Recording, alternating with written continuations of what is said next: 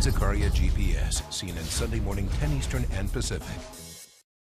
Infrastructure spending, if it were well spent, that's great. I'm all for that. I'd borrow for that, assuming we're not paying Boston big dig kind of prices for the infrastructure.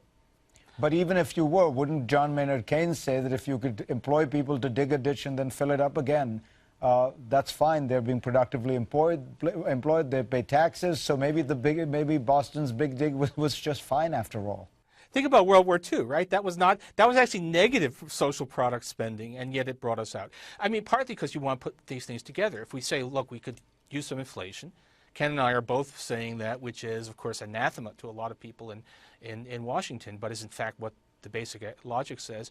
It's very hard to get inflation in a depressed economy. But if you had a program of government spending plus an expansionary policy by the Fed, you could get that. So if you think about using all of these things together, you could accomplish, a great deal. I mean, if we discovered that space aliens were planning to attack, and we needed a massive buildup to counter the space alien threat, and really inflation and budget deficits took secondary place to that, this slump would be over in 18 months.